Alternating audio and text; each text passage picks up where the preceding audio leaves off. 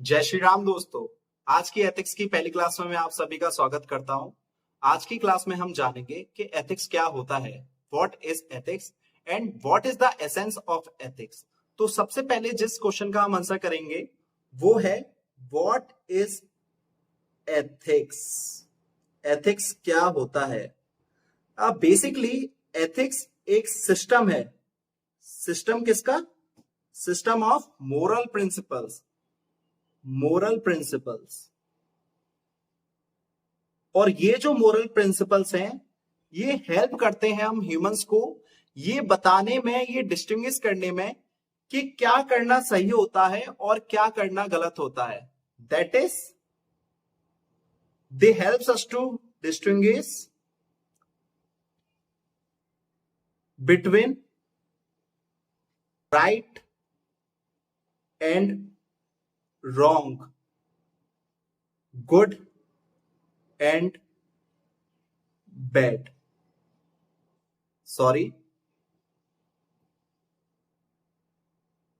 सो basically ethic एक guiding light है जो हम लोगों को गाइड करती है सही डिसीजन लेने में। हम लोगों को वेरियस सिचुएशन में कई डिसीजन लेने होते हैं। हमें ये पता लगाना होता है कि ये डिसीजन लेना सही है या ये डिसीजन लेना सही है। ऐसी सिचुएशन में एथिक्स हमें गाइड करता है। एथिक्स हमें बताता है कि कौन सा डिसीजन सबसे ज्यादा ठीक रहेगा इस situation. Let's take an example. जैसे कि आप लोग इस वक्त 20 से 22 की एज में होंगे लगभग, और आप में से कई लोगों के पेरेंट्स काफी स्ट्रिक्ट होंगे और कई लोगों के काफी लिबरल होंगे। लिबरल इन द सेंस के आपके पेरेंट्स ने आपको ये फ्रीडम दे रखा होगा कि आप अपनी लाइफ के डिसीजन ले सकते हैं। बट जिन लोगों के पेरेंट्स स्ट्रिक्ट हैं उनको ये फ्रीडम नहीं है। उन लोगों के पेरेंट्स उनकी लाइफ के भी डिसीजन लेते हैं जिन लोगों के पेरेंट्स स्ट्रिक्ट हैं। एंड सपोज कि आप किसी स्ट्रिक्ट पेरेंट्स के बच्चे हैं, ठीक है, आप में से कई के होंगे भी। तो आप कहीं पर जॉब कर रहे हैं या फिर आप कहीं पर पढ़ रहे हैं और इस बीच आपको कोई पार्टनर मिलता है और आप उनके साथ टाइम स्पेंड करते हैं और आपको लगता है कि जिस इंसान के साथ मैं रह रहा हूं, मैंने इतना टाइम स्पेंड किया है, वो इंसान ही मेरे लिए बेस्ट स्पाउस है, दैट इज बेस्ट पार्टनर है फॉर लाइफ टाइम। और ये आपके अकॉर्डिंग है कि इससे बेटर आपको कोई पार्टनर मिल नहीं सकता, तो आपको कोई पसंद आ गया। तो ऐसी सिचुएशन में आप अपने पेरेंट्स के पास जाते हैं और उन्हें बताते हैं पूरी सिचुएशन कि ऐसे ऐसे मैं किसी को पसंद करता हूं और मैं शादी करना चाहता हूं। अब जैसा कि मैंने आपको पहले ही बताया कि आपके पेरेंट्स काफी स्ट्रिक्ट हैं। वो चाहते हैं कि आपकी लाइफ के सारे डिसीजन वो लें क्योंकि उन्हें लगता है कि वो ज्यादा बेटर डिसीजन ले सकते हैं।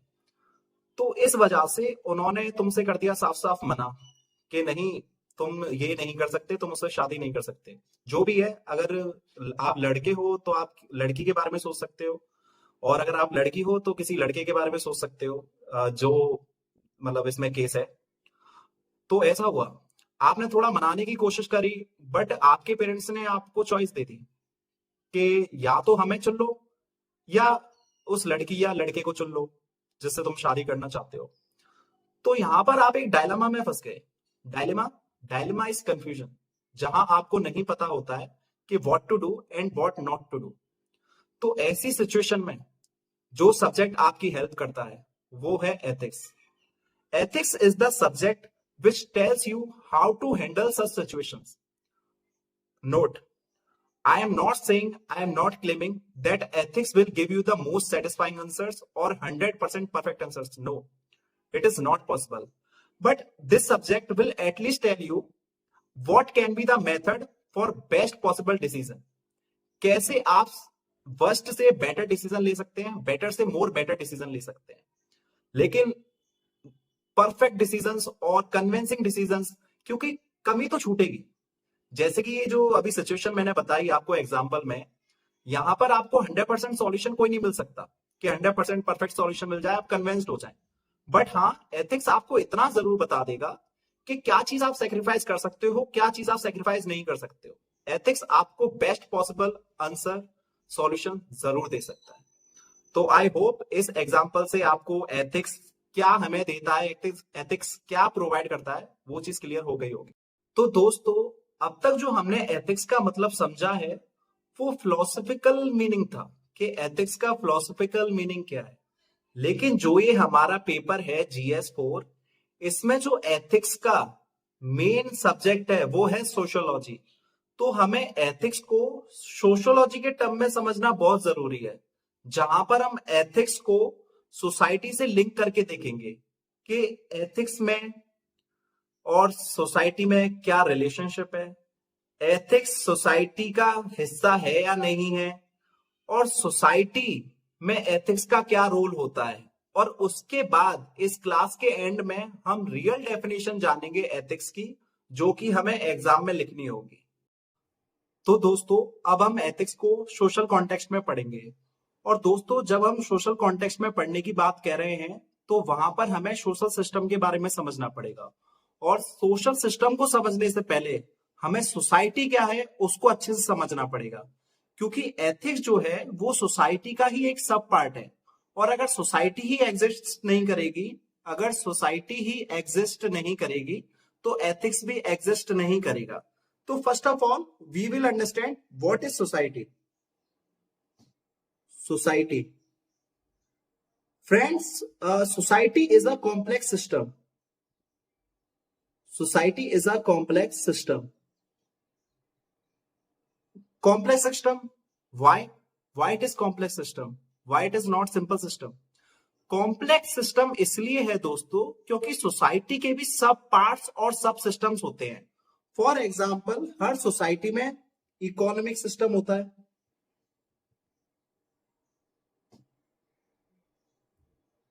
हर सोसाइटी में पॉलिटिकल सिस्टम होता है, सोसाइटी में अदर सिस्टम्स भी होते हैं like educational system, religious system. तो इस तरह के सिस्टम को मिलाकर सोसाइटी मिलती है। और इन सिस्टमों को हम यहां पर नहीं पढ़ेंगे क्योंकि ये बाकी सब्जेक्टों का मैटर है, तो इन पर हमारा फोकस नहीं है। हमारा फोकस है इसके एक और सिस्टम के ऊपर, और वो सिस्टम है सोशल कंट्रोल सिस्टम। हमें इस सिस्टम के बारे में पढ़ना है। इस सिस्टम के बारे में क्यों पढ़ना है सर? इस सिस्टम के बारे में इसलिए पढ़ना है क्योंकि एथिक्स इसी सिस्टम के अंदर वर्क करता है। एथिक्स का काम इसी सिस्टम के अंदर है। तो चलिए दोस्तों, इस सिस्टम को समझते हैं। सबसे पहले सोशल कंट्रोल क्या होता है? दोस्तों, social control is nothing but society अपने इंडिविजुअल्स को कंट्रोल करती है in such a manner so that society can run smoothly and effectively. इतनी चीज समझ में आई सोशल कंट्रोल क्या होता है। और सोसाइटी के सोशल कंट्रोल को मैनेज करने के लिए जो टूल है उस टूल का नाम है दोस्तों ethics. Ethics is the tool which manages social control, जो सोशल कंट्रोल बनाने में हेल्प करता है। इतनी चीज क्लियर हुई? तो चलिए दोस्तों, आगे इसको समझते हैं। अब जैसा कि आपने समझ लिया सोशल कंट्रोल क्या होता है, और आपको यह भी पता चल गया कि सोशल कंट्रोल को मैनेज करने के लिए, उसे बनाए रखने के लिए एथिक्स का यूज होता है, एथिक्स का यूज वहां पर होता है। तो अब हम समझेंगे कि सोशल कंट्रोल को बनाए रखने के लिए कौन कौन से मेथड्स हैं।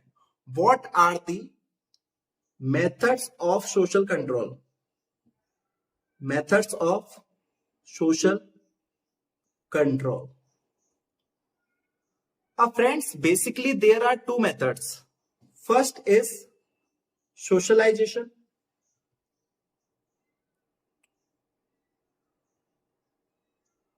and second is sanction. Friends, what is socialization? Socialization एक प्रोसेस है जिसमें असोशल पर्सन को सोशल बीइंग में कन्वर्ट किया जाता है। सोशलाइजेशन क्या है? सोशलाइजेशन एक प्रोसेस है जिसमें असोशल पर्सन को सोशल बीइंग में कन्वर्ट किया जाता है। इसको समझने के लिए एक एग्जांपल लेंगे। सपोज एक चाइल्ड है and child is a new born baby, 10 दिन 1 महीने के आसपास की इसकी उम्र है, अभी अभी पैदा हुआ है, ऐसा समझ लीजिए। तो बच्चों, जो ये चाइल्ड है, आप इस चाइल्ड को क्या कहेंगे? क्या ये सोशल है, या फिर ये अनसोशल है, या फिर ये एंटी सोशल है? सोशल क्या होता है? Social is outgoing, outgoing person. For example, कोई भी ऐसा पर्सन जो सोसाइटी के कामों में, सोसाइटी के इवेंट्स में पार्टिसिपेट करना उसे अच्छा लगता हो, वो उनमें पार्टिसिपेट करता हो। जैसे कि आप रोड से जा रहे हैं, आपने बारात देख ली, आपको मन कर गया अब तो नाच होगा, अब तो मैं नाचूंगा, तो आप सोशल बीइंग है, ठीक है, आप सोशल है, ठीक है। और कहीं पर लड़ाई हो रही है, आप जा रहे हैं, आपने देखा अरे यहाँ लड़ाई हो रही है, अब तो मामला सुलटाना पड़ेगा, आप घुस गए बीच में, अरे कौन लड़ रहा है मुझे बताओ, आपने पंचायत बिठाई, वहां पर मामला सुलझाया, तो आप सोशल हैं। आपको शादी पार्टी बहुत पसंद है, आपको बाहर घूमना बहुत पसंद है, आपको लोगों से मिलना बहुत पसंद है, तो आप सोशल हैं। ऐसे लोगों को हम सोशल कहेंगे। On the other hand, what is unsocial? दोस्तों, अनसोशल वो है जो लोग सोसाइटी के कामों से दूर भागते हैं, एक्चुअली सोसाइटी से ही दूर भागते हैं। जैसे कि ऐसे लोग शादियों में जाते हैं, तो ये अलग खाना लेकर एक अलग खड़े होके खाना खाएंगे। अगर इन्होंने देख लिया कहीं पे लड़ाई हो रही है, तो ये साइड से निकल जाएंगे, क्योंकि इन्हें मतलब ही नहीं है सोसाइटी में क्या हो रहा है। तो ये बेसिकली ऐसे लोग हैं जो सोसाइटी के कामों में, सोसाइटी की एक्टिविटीज में, सोसाइटी के इवेंट्स में पार्टिसिपेशन करना बिल्कुल भी पसंद नहीं करते। इन्हें अकेला रहना पसंद होता है। तो जैसे कि मैं हूं, मैं एक सोशल टाइप का इंसान हूँ। जैसे मुझे बारातों में डांस करना तो नहीं पसंद, ऐसे तो नहीं घुस जाता मैं, या ऐसे लड़ाई शांत नहीं कराता। बट हाँ, मुझे सोसाइटी में मिलजुल कर रहना बहुत पसंद है, सोसाइटी के इवेंट्स में पार्टिसिपेट करना बहुत पसंद है। ऑन द अदर हैंड, कुछ अनसोशल लोग भी होंगे। जैसे अगर सोशल का मैं एग्जांपल दूं, तो एक्सट्रोवर्ट लोग, एक्सट्रोवर्ट लोग सोशल होते हैं। और अनसोशल का दूं तो इंट्रोवर्ट हो गया। अब आता है एंटी सोशल। एंटी सोशल दोस्तों वो लोग होते हैं जो कि सोसाइटी के अगेंस्ट काम करते हैं, जो सोसाइटी का अच्छा नहीं चाहते, उनके मन में खुरापात चलती रहती है।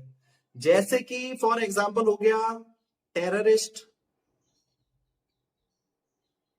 टेररिस्ट हमेशा लोगों को मारना चाहता है, सोसाइटी को हानि पहुंचाना चाहता है कि कितना ज्यादा से ज्यादा नुकसान कर सकूं मैं। और कुछ ऐसे लोग भी हम, जैसे कोरोना हुआ था, कोरोना में अब किसी के मन में आ गया कि मैं वायरस फैला दूं, लोगों को मारूंगा, तो ऐसे लोगों को हम टेररिस्ट कहेंगे। जैसे कि कोरोना में कोई है, ठीक है, जो वायरस फैलाना चाहता है, वायरस स्प्रेड करना चाहता है, ठीक है, तो ऐसे लोगों को हम एंटी सोशल कहेंगे। तो अब मेरा आपसे एक क्वेश्चन है, क्या जो ये अभी एक बच्चा पैदा हुआ है, जो एक अभी जस्ट अभी बच्चे ने जन्म लिया है, क्या आप उसे सोशल कहेंगे? जिस बच्चे को अभी ये ही नहीं पता कि सोसाइटी क्या होती है, वो सोशल बन सकता है? वो बारातों में जाके डांस करने का सोच सकता है? नहीं। तो ये बच्चा ना तो सोशल, पहली चीज क्लियर हुई। अब दूसरी बात, क्या ये बच्चा अनसोशल है? सेम वही बात, जब इस बच्चे को ये ही नहीं पता कि सोसाइटी क्या होती है, तो वो सोसाइटी से दूर कैसे भागेगा? उससे पहले उसे पता तो होना चाहिए सोसाइटी होती क्या है, सोसाइटी सोसाइटी वर्क कैसे करती है। जब उस बच्चे को मालूम ही नहीं है कि सोसाइटी है क्या, सोसाइटी क्या करती है, तो वो अनसोशल कैसे हो सकता है? तो वो अनसोशल भी नहीं। क्या वो बच्चा एंटी सोशल है? क्या आप समझ सकते हैं वो बच्चा किसी को मारने की सोचेगा?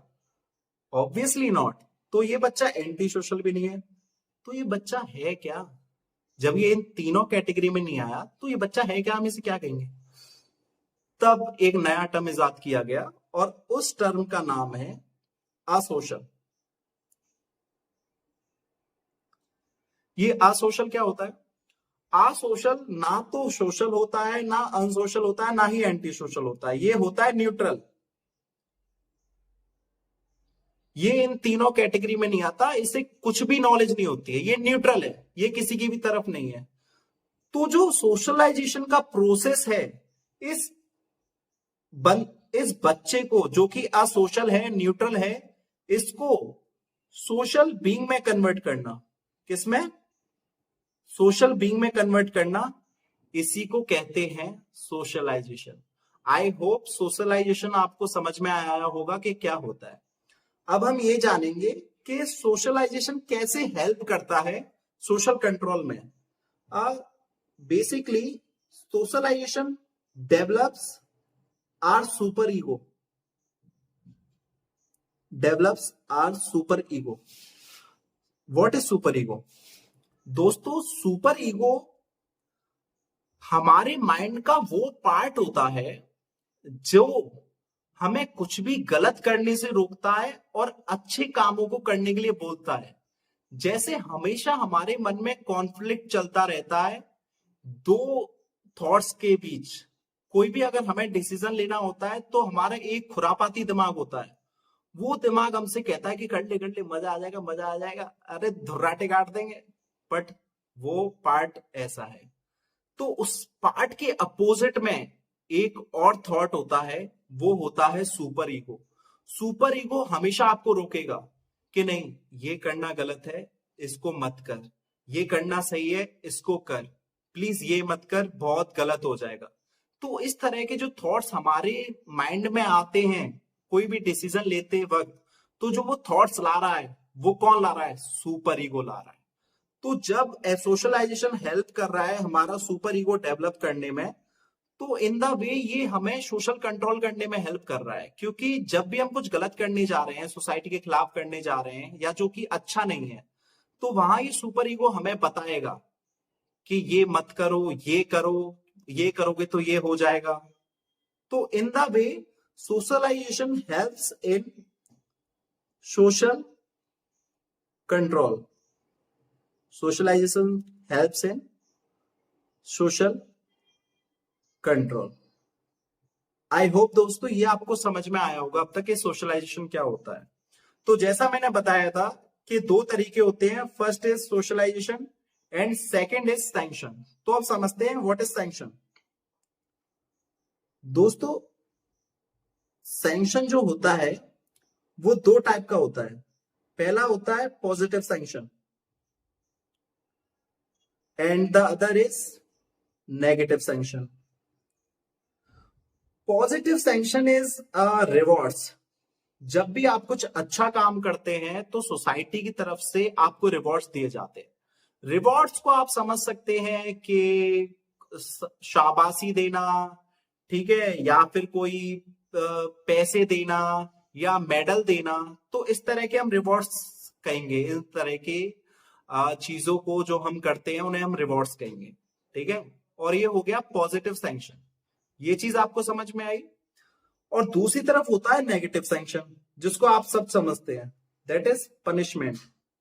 जब भी हम कोई गलत काम करते हैं तो हमें कई तरह की पनिशमेंट मिलती है। जैसे अभी हम छोटे बच्चे हैं, हमने घर में कुछ गलत कर दिया। हम छोटे बच्चे तो इतने किसी का मर्डर तो करेंगे नहीं, बट हाँ, जैसे पानी की बाल्टी भरी हुई है, हमने वो फैला दी, या हमने कुछ गलत वर्ड का यूज कर दिया, तो ऐसे में आपके पेरेंट्स आपको डांटेंगे। वो आपको डांटेंगे, चिल्लाएंगे कि ये क्या किया है, कभी कभी मारेंगे भी अगर आपकी गलती बढ़ी है। तो ऐसे सिचुएशन में वो आपको पनिशमेंट दे रहे हैं और एक तरह से वो आपको कंट्रोल कर रहे हैं कुछ भी गलत करने से। समझ पा रहे हैं आप? आई होप ये दोनों चीजें आपको अब तक समझ में आई होंगी कि सैंक्शन क्या होता है और पनिशमेंट क्या होता है। एक और तरीके से मैं समझा, एक एग्जांपल ही दे देता हूं ताकि इसको और अच्छे से समझ जाए। क्योंकि मैं नहीं चाहता कि इस क्लास के बाद आपको कुछ भी चीज ना समझ आए। मेरी यही कोशिश है कि आपको हर चीज समझ में आए और आप इस क्लास के बाद एक सेटिस्फाइड फील करें। ओके, तो एग्जांपल है, सपोज एक लड़का है दीपक। दीपक सोसाइटी का ही पार्ट है क्योंकि सोसाइटी में ही रहता है। वन डे इसका कोई दोस्त है, जो इसका दोस्त है, और उसने कोई क्राइम कर दिया। सपोज उसने कोई चोरी कर दी है और दीपक ने उसको अपने घर पे रख लिया, छुपा लिया, ठीक है। और पुलिस से बच के वो आया दीपक के पास कि भाई ऐसे ऐसे चोरी कर दी है, भाई बचा ले यार। तो दीपक ने कहा चल मैं तुझे बचा लेता हूं, तो उसने उसको अपने घर पे रख दिया। तो आप बताइए क्या दीपक ने सही किया? नहीं।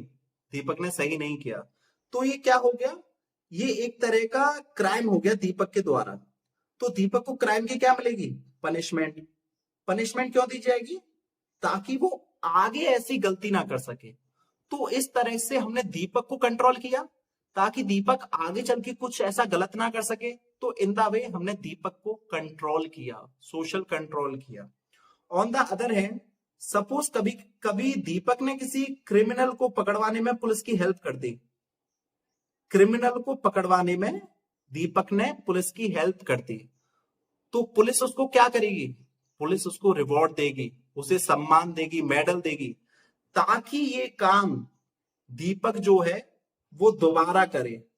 इस रिवॉर्ड को पाकर दीपक का मन करेगा, अरे वाह, मुझे तो इनाम मिला है, ऐसा इनाम तो मुझे और चाहिए। तो दीपक इस काम को दोबारा करेगा, और अगर दीपक इस काम को दोबारा करेगा तो ऑब्वियसली बात है वो कुछ अच्छा कर रहा है। तो इस तरह से हमने कंट्रोल किया दीपक को। दीपक को इस सोसाइटी ने कंट्रोल किया, किस तरह से, रिवॉर्ड्स देकर और पनिशमेंट देकर। तो यहां तक आपको दोस्तों ये चीज समझ में आ गई होगी, और मैं उम्मीद करता हूं कि यहां तक आपको कोई भी चीज में दिक्कत नहीं हुई होगी। Okay, so before ending the class मैं आपको एथिक्स की रियल डेफिनेशन देकर जा रहा हूं, जो आपको एग्जाम में लिखनी है। दोस्तों देखिए, जो मैंने पहले ही आपको डेफिनेशन बताई थी वो फिलोसफी की डेफिनेशन थी। जो फिलोसफी में एक होता है ना, क्रक्स होता है किसी चीज का, तो वो एसेंस ऑफ एथिक्स था कि एक्चुअली एथिक्स है क्या, उसको समझने के लिए। लेकिन एग्जाम में जो डेफिनेशन आप लिखेंगे, जिसकी वजह से आपको नंबर दिए जाएंगे, वो डेफिनेशन मैं अब आपको लिखवाने जा रहा हूं। तो इस डेफिनेशन को अच्छे से लिख लीजिए, मेरे साथ साथ लिखिए, डेफिनेशन बहुत जरूरी है। Ethics is a social sub system. Ethics एक सोशल सब सिस्टम है, ये पहली चीज क्लियर हुई। दूसरी चीज, which formulates, ethics formulates norms and values, sorry, norms and values. What are values? Values are moral ideas, अच्छे जो सिद्धांत होते हैं ना, दोस्त। तो ethics is a social sub system which formulates norms and values. किसके लिए? अरे बताओ यार, किसके लिए? For members of society. Members of society मतलब हम लोगों के लिए। तो हम लोगों के लिए बना दिए। क्यों बनाए भाई?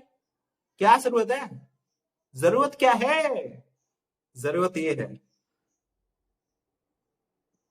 To regulate human behaviour. To regulate human behaviour, इस चीज का क्या मतलब है? स्टार्टिंग में पूरी डेफिनेशन का मतलब बताता हूं कि एथिक्स है क्या। देखिए, ethics is a social sub system, ठीक है, ये चीज आपको क्लियर हो गई होगी। Which formulates norms and values for the members of society. क्यों बनाई जाती है? To regulate human behaviour. क्योंकि अगर हम कुछ गलत करने जा रहे हैं तो कुछ ऐसा एक्सटर्नल प्रेशर या कुछ ऐसे आइडियल्स हों जिनको सोचकर हम गलत करने से रुक जाएं। हमारा माइंड हमसे कहे कि ये चीज मत कर, ये गलत है, और अगर तूने ये गलत किया तो तुझे पनिशमेंट भी मिल सकती है। तो इस तरह से हाँ, ये रेगुलेट करता है ह्यूमन बिहेवियर को। तो क्या डेफिनेशन बनी एथिक्स की? Ethics is a social sub system which formulates norms and values for the members of society to regulate human behavior. Okay दोस्तों, तो इसी के साथ आज की इस क्लास को हम खत्म करते हैं, यहीं रोकते हैं। आगे की क्लास में हम जानेंगे ये जो दो वर्ड्स आए ना, नॉर्म्स एंड वैल्यूज, इन दो टर्म्स का मतलब कि व्हाट आर वैल्यूज, और ये हमारे सिलेबस का भी पार्ट है दोस्तों। मैं जिस तरह से एथिक्स को लेकर जाऊंगा वो एक सीरीज वाइज चलेगा। जैसे अभी इस क्लास में हमने देखा कि नॉर्म्स एंड वैल्यूज, हमें दो मीनिंग का मतलब अब उतना क्लियर नहीं हुआ होगा, तो आगे की नेक्स्ट क्लास में हम जानेंगे कि व्हाट आर वैल्यूज, वैल्यूज क्या होती है, व्हाट आर नॉर्म्स, के नॉर्म्स क्या होते हैं, and then we will able to answer what is conduct. Okay दोस्तों, कि कंडक्ट क्या होता है। इस तरह से हम इस लेक्चर को खत्म करते हैं। अगर आपको वीडियो अच्छी लगी तो प्लीज लाइक करें, सब्सक्राइब करें, और जो भी डाउट है उसको कमेंट करें, मैं उसका रिप्लाई पक्का दूंगा। धन्यवाद। जय श्री राम।